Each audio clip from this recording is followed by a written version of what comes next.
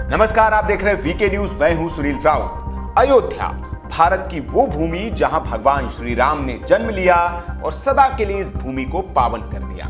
लंबे चले विवाद के बाद सुप्रीम कोर्ट का फैसला आया और अब यहां भव्य श्री राम मंदिर का निर्माण कार्य शुरू हो चुका है, जिसके लिए शुरुआती दौर में जमीन का समतलीकरण किया जा रहा है। लेकिन जमीन के समतलीकरण के दौरान यहां से जो चीजें निकल रही है उसने फिर इस बात को साबित कर दिया है कि ये क्षेत्र श्री राम की जन्मभूमि है और यहां पर पहले एक विशाल मंदिर था।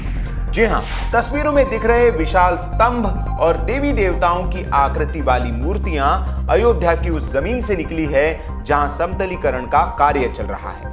यहां हो रही खुदाई के दौरान भारी संख्या में देवी देवताओं की खंडित मूर्तियों के अलावा 7 ब्लैक टच स्टोन के स्तंभ, 6 रेड सैंडस्टोन के स्तंभों के साथ ही 4 फीट 11 इंच का एक विशाल शिवलिंग भी मिला है। खुदाई के दौरान पुरातात्विक महत्व की कई वस्तुएं मिली हैं, जैसे कलश, पुष्प, आमलक आदि। इस बात की जानकारी खुद श्री राम जन्मभूमि तीर्थ क्षेत्र के महामंत्री चंपत राय ने दी है। पिछले 10 दिनों से श्री राम जन्मभूमि पर मलबे को हटाकर समतलीकरण का काम प्रारंभ किया है।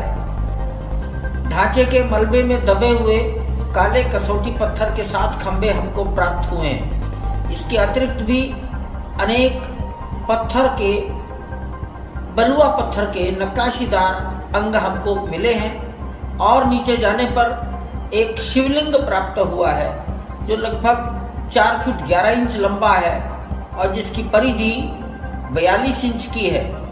ठीक ऐसा ही शिवलिंग कुबेर टीले पर भी लगा मिला है।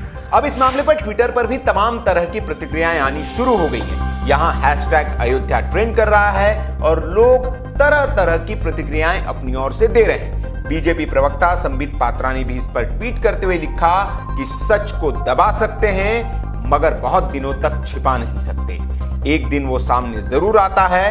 अयोध्या में श्री राम मंदिर निर्माण के लिए हो रहे खुदाई के समय सामने आई दुर्लभ मूर्तियां। दरअसल इस जमीन पर पहले मुस्लिम पक्ष मस्जिद होने का दावा करता था और मंदिर की बात को नकारता था, लेकिन एएसआई की खुदाई में भी पहले इस तरह के मंदिर के अवशेष यहां से मिल चुके हैं, जिसे भी नकारा गया था। और कई पक्ष आज भी ये मानने को तैयार नहीं है कि यहां पहले मंदिर था जिसे तोड़कर बाबर ने मस्जिद का निर्माण करवाया था। लेकिन अब शायद ये तस्वीरें देखने के बाद उनका ये भ्रम दूर हो गया होगा और वे मानने लगे होंगे कि बाबर ने यहां मस्जिद मंदिर को तोड़कर ही बनवाई थी। आपको बता दें कि इसी महीने 11 मई से राम जन्मभूमि परिसर में समतलीकरण का काम शुरू हुआ है। इस विवादित रहे क्षेत्र में कोर्ट के फैसले से पहले कोई भी निर्माण कार्य करने की मनाही थी, लेकिन जब से सुप्रीम कोर्ट का राम मंदिर के पक्ष में फैसला आया है तब से यहां निर्माण की शुरुआती प्रक्रिया शुरू हो चुकी है। लॉकडाउन में मिली रियायतों के मद्देनजर अब कार्यशाला में तराशे गए पत्थरों की सफाई का काम भी शुरू हो चुका है। दरअसल अयोध्या राम जन्मभूमि मामले में सुप्रीम कोर्ट के निर्णय के बाद से ही राम मंदिर निर्माण का कार्य शुरू हो गया था, लेकिन कोरोना वायरस के संक्रमण की वजह से लॉकडाउन के ऐलान के बाद इस कार्य को कुछ वक्त के लिए स्थगित कर दिया गया था। अब निर्माण कार्य के दोबारा शुरू होते ही 67 एकड़ के श्री राम जन्मभूमि परिसर में समतलीकरण और बैरिकेडिंग के एंगल आदि को हटाने का काम तेजी से शुरू हो चुका है।